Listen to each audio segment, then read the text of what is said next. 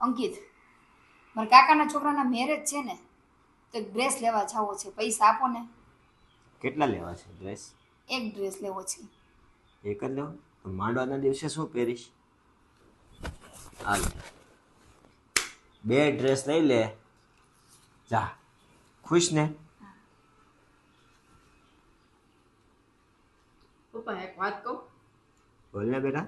તમે હું મમ્મીની બધી ખ્વાહિશો પૂરી કરો છો? જ્યારે હું તારી મમ્મીને પરણ્યો ને ત્યારે તારી મમ્મી છે ને મને જોઈને જ પૌણી પી. ત્યારે આપણે બહુ જ ગરીબ હતા ને આપણા ઘરમાં કાંઈ જ નહોતું. એ રીતે તે પૌણીને આવી હતી.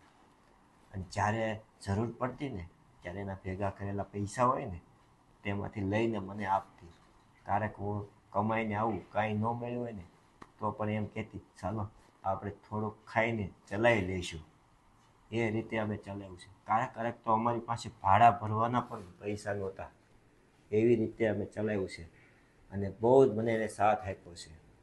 અને ઘણી વાર હપ્તો ભરવાના કે એવા પૈસા પણ નહોતા ને ત્યારે તારી મમ્મીએ મને પિયરમાંથી દાગીના લઈને મને આપી દેતી અને કહેતી કે આ દાગીના વેચીને આપણે હપ્તોથી બધું ભરી લઈએ. આ રીતે અમે ગરીબમાંથી બહાર નીકળ્યા છીએ. અત્યારે આપણી પાસે આવો સારો ફ્લેટ છે, સારી મસ્ત અત્યારે આપણે જિંદગી જીવીએ છીએ.